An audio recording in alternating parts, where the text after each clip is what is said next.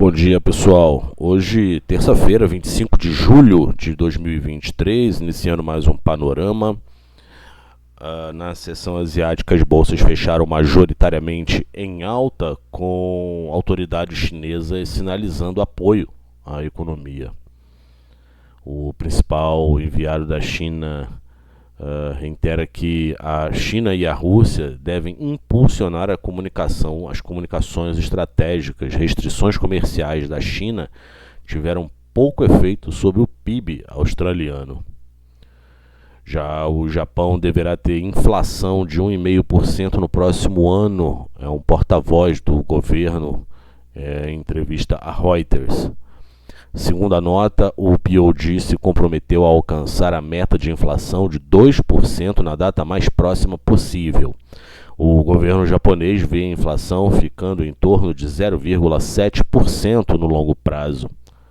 O governo japonês projetando que os salários aumentem 2,5% no segundo semestre de 24, após um salto de 2,6% no segundo semestre de 2023. A entrada de caixa estrangeiro pode continuar impulsionando as ações na Índia. O relatório é do banco HSBC e diz que a escassez de cereais pode aumentar ainda mais a inflação indiana. Já o Sri Lanka relaxou alguns controles cambiais para estimular as transações no exterior, e a Hungria pressionará para reduzir as taxas mais altas da União Europeia. Na sessão asiática de hoje, o CSI 300 fechou com valorização de 2,89%. O Xangai subiu 2,13%. O Hang Seng teve alta firme de 4,33%. Já a bolsa japonesa, o Nikkei, foi na contramão hoje e caiu na margem 0,13. O Kospi subiu 0,30, o Topix avançou 0,18 e na Oceania a bolsa australiana fechou com valorização de 0,46%. Estão chamando a atenção hoje aí. O Hang Seng com alta superior a 4%. Vamos aqui à tela com o C-Trader, a gente vê o gráfico do Nikkei, a bolsa japonesa, o mercado no movimento lateral, né, muito próximo aqui aos 38, que seria a primeira resistência aí do FIBO. Ele já foi alcançado esse objetivo, mas segue aí agora em um movimento lateral, aguardando por mais novidades no mercado, principalmente os números americanos que saem essa semana. Lembrando que o FOMC divulga a decisão de política monetária amanhã. Então aqui nada muito o que fazer tecnicamente. Na verdade, a gente espera aí que ele vá nos 61% do FIBO, lá nos 34.850 por aí, bem próximo dos 35 mil, continuando a renovar topo. Só que agora a gente tem essa LTA aí, né, fazendo uma pressão aí psicológica para o gráfico fazer esse rompimento ali em cima. Por enquanto, lateral, mudo a minha visão na perda dos 31 mil pontos, ok? Ele chegar aqui é justamente onde ele começa aqui, que seria o suporte desse caixote grande aqui, desse movimento lateral enorme de mais de 10 mil pontos. Então, na perda dos 31 mil, a gente liga o sinal amarelo, ok?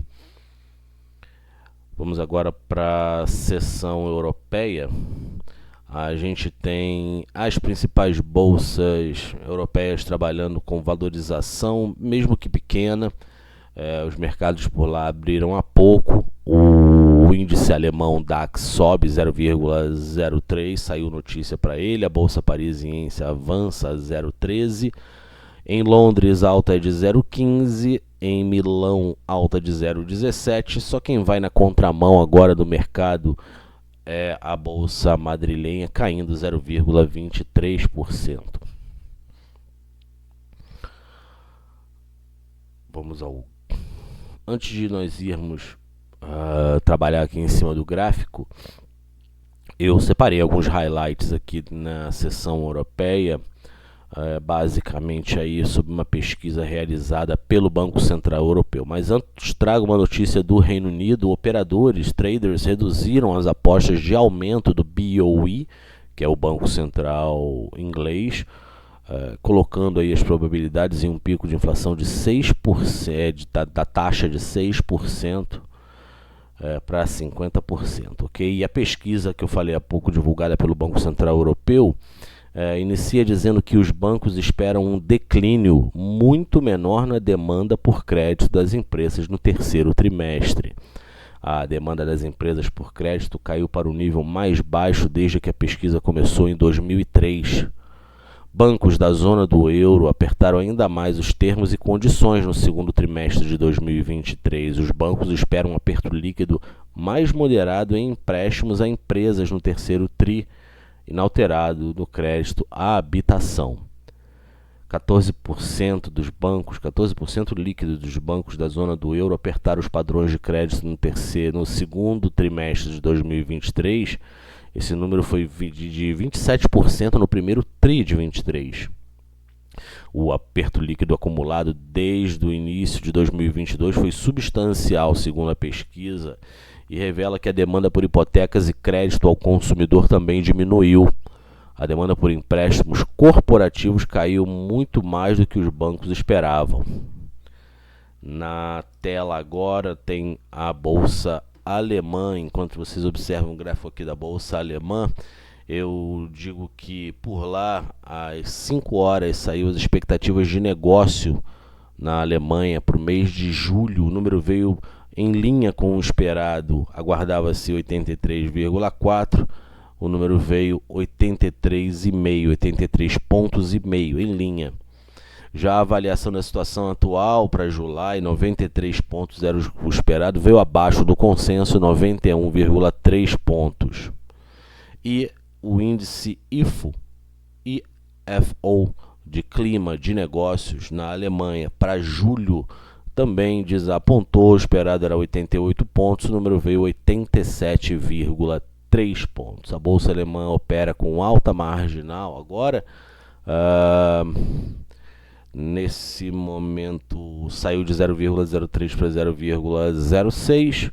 Quando a gente abre o gráfico, a gente nota que ele continua trabalhando acima da LTA, portanto dentro do canal de alta. Se ele for assim todo dia, subindo 0,06%, como está agora, em 10 anos, eu acredito, ou mais, ele alcance lá os 19 mil pontos. É uma brincadeira, lógico, para mostrar que hoje o mercado puxou o freio de mão, né? As bolsas, apesar da promessa, de mais uma promessa de estímulo à economia na China, podendo aquecer o mercado de commodities principalmente, a bolsa alemã e outros mercados, como a gente viu na Europa, aguardam a divulgação da política monetária do FOMC, taxa de juros no mercado americano, para daí continuarem os seus movimentos.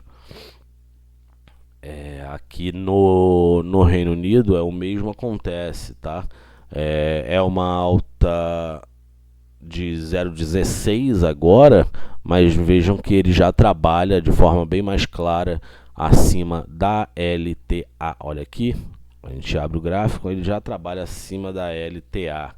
Então melhora aí um pouco, pelo menos visualmente, tecnicamente, a bolsa no Reino Unido, quando a gente compara ao seu par, a maior economia da zona do euro, a Alemanha, ok? Então ele volta a trabalhar aqui acima da LTA, tendência de alta clara. Vamos ver se ele começa a fazer topos e fundos ascendentes, ok?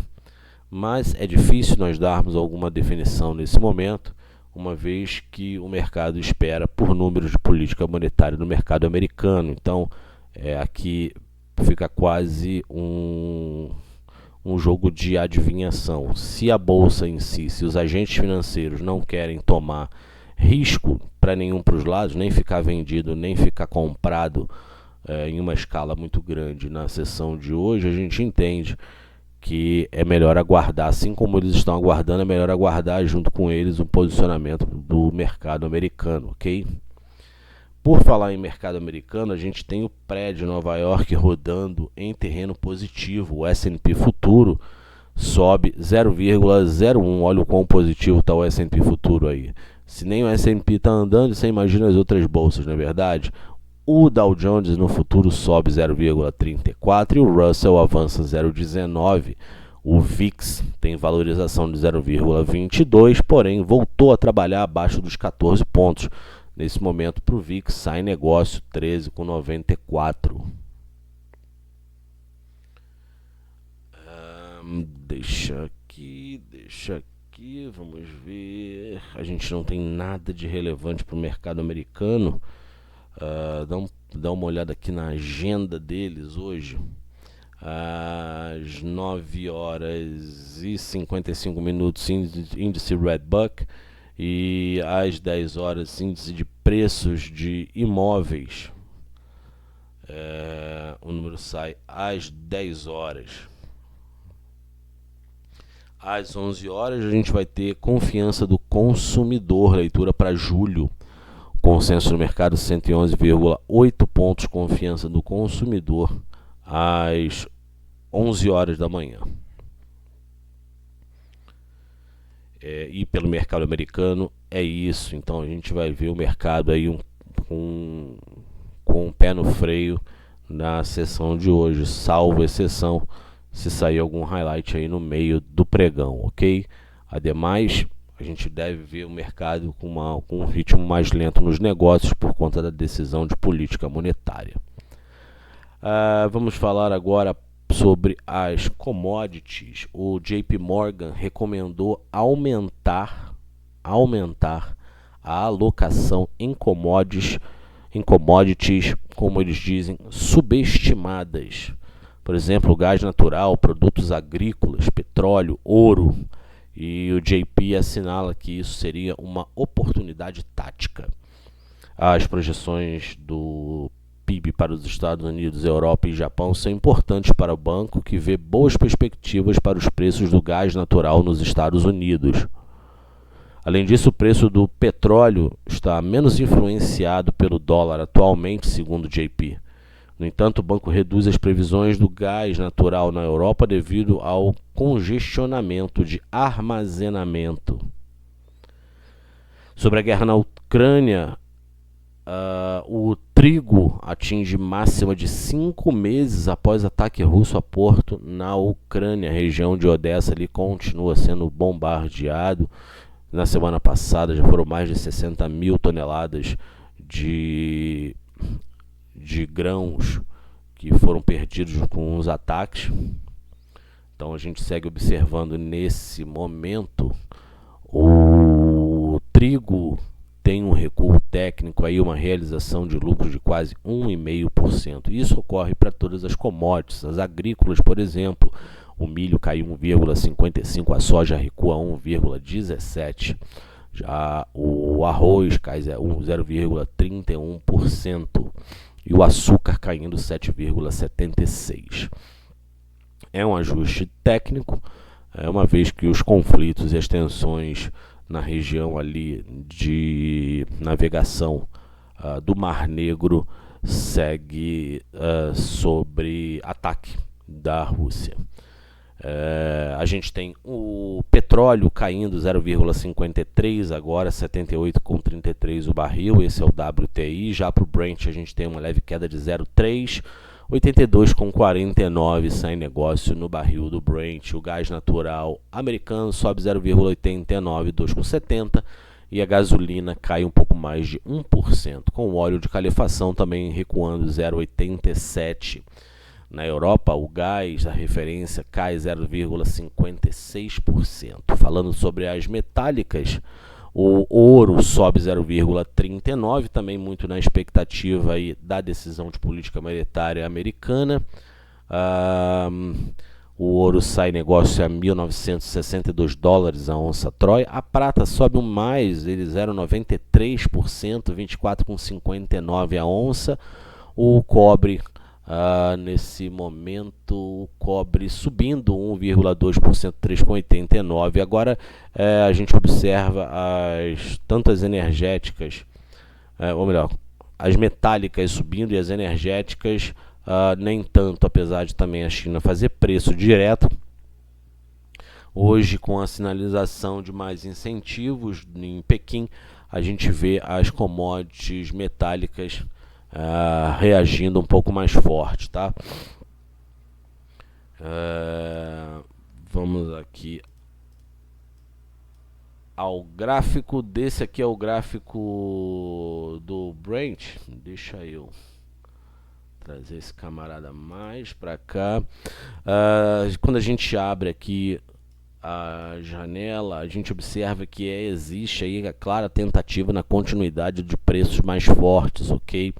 A gente tem aí a Arábia Saudita, que cortou a produção em 1 milhão de barris por dia, mas a gente tem outros players significativos aí no mercado, como por exemplo o Irã, que vem jorrando petróleo no mercado e consequentemente ele neta ele faz um net aí com o corte da Arábia Saudita, né, que ele está suprindo a oferta da Arábia Saudita. Então ele praticamente fica netado e faz com que o mercado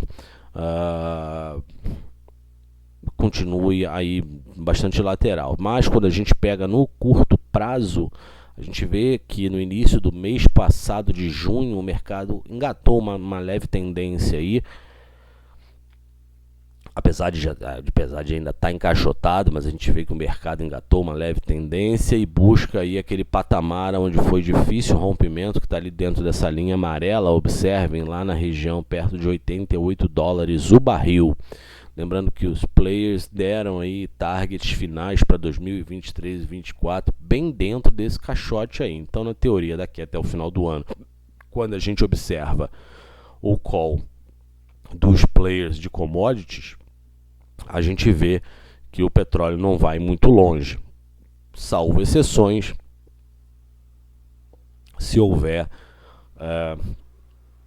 alguma experiência aí com relação há problemas na oferta, tá, da commodity, porque a demanda a gente não deve ver grandes alterações daqui até o final do ano. É lógico que o mesmo vale para o WTI, que está bem próximo aí dos 82, 83 dólares, mas o sentido é o mesmo, tá? Ficar dentro desse caixote, dessa linha amarela que a gente observa aí. A barril a esses preços, dificilmente. Ontem eu tive uma reunião, estava conversando com outro analista, dificilmente os preços nesses patamares aí, os Estados Unidos vão fazer grandes movimentos de compra de petróleo para as reservas estratégicas lá no SPR, tá legal? O SPR tem volume aí para 700 milhões de barris no estoque, tá? Nas suas cavernas de sal. A história do SPR é muito interessante. Então a gente vê aí um WTI próximo dos 80 dólares, né? 78,50 já está próximo aí dos 80 dólares. Vamos ver como é que ele vai se comportar, porque a gente tem uma resistência muito grande ali perto dos 83, legal? O gás natural, o JP Morgan deu call para o gás natural, mas observem aí que ele nem mexe, né? Tentando aí andar e já vem assim basicamente desde o início de 2023, tá? A gente tem um ouro que está bastante mais do mesmo, uma vez que ele aguarda a decisão de política monetária, como nós já havíamos comentado. Então, a partir de amanhã a gente vê um ouro mais volátil, possivelmente, tá? Aqui na madeira a gente vê que o volume caiu bastante. Observe aqui onde está dentro dessa elipse amarela, como o volume caiu aqui, ó, como o volume caiu, né? E ainda assim o mercado continuou tomando aí, porque houve uma melhora no índice de construção americano e eles usam muita madeira serrada. Então isso aí automaticamente, com a melhora desses indicadores, favoreceu e o mercado entrou tomando um pouco, mas apesar de ter andado bem e ter passado por esse topinho aqui, que é importante, uma importante resistência, a gente ainda tem um longo caminho aí para uma melhora no mercado de uma forma geral, ok? O cobre melhorou um pouquinho, ele voltou a testar essa LTB, olha aqui, ó, a LTB, ó. Vamos aumentar aqui a linha para ficar mais... Pronto. Aqui, ele voltou, tá testando aqui a LTB, ó. E aí a gente fica no aguardo aí de algum outro indicativo lá na Ásia para que consiga se elevar os preços do cobre, ok? Aqui é basicamente também oferta e demanda, porém ele está puxando mais para o lado da demanda. Alguns analistas aí dizem que não devemos colocar tantas expectativas daqui até o final do ano com relação à demanda, ok?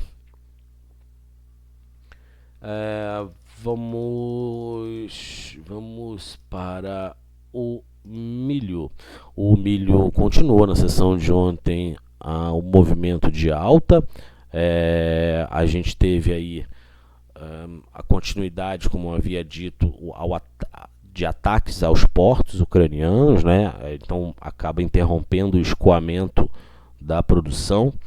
E a gente pode ver aí com relação a abastecimento, alguns países que compravam diretamente da Rússia ter que, se não for encontrado nenhum caminho alternativo, né, na rota dos grãos, provavelmente a gente vai ver alguns players que compram da Ucrânia esse tipo de commodity. A gente vai ver aí certamente a gente vai ver buscando o Brasil para, por exemplo, composição de estoques e etc.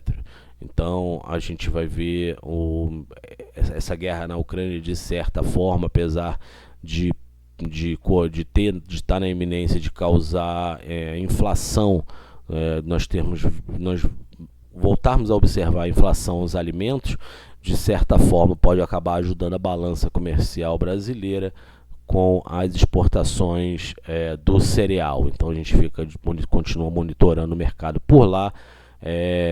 Existe ainda um canal aberto aí para continuidade na alta desses preços, mas no longo prazo o fundamento é de um preço um pouco mais apertado para o milho, uma vez aí que tem a safra recorde vindo, que é a segunda safra do milho, o milho safrinha, bastante volumoso. O clima aqui nas regiões de lavoura seguem favorecendo a colheita. Automaticamente isso acaba apertando um pouco os preços, a continuidade da evolução desses preços aí, por exemplo, em Chicago, ok? Ele acaba segurando também. Então aí no gráfico para vocês a gente tem o milho, fez a segunda tentativa aí de rompimento nos 5,17, 5 dólares 17 o bushel, mas voltou aos 5,80. Vamos ver como é que ele vai se comportar nesse momento. O milho lá na Cbolt, lá em Chicago, cai 1,84, 5,50, correção técnica. Legal? Bom, acho que é isso aí. Falamos sobre tudo. Hoje o mercado vai estar um pouquinho mais de lado, salvo saia algum breaking news, senão o mercado tende a lateralizar na espera da decisão de política monetária do FOMC, ok? Bom, até lá, desejo a todos excelentes negócios, um ótimo dia de negociação para todo mundo. Qualquer dúvida eu estou por aqui, basta me procurar. Amanhã compromisso marcado para mais um panorama de mercado. Muito obrigado a todos pela companhia e bons negócios.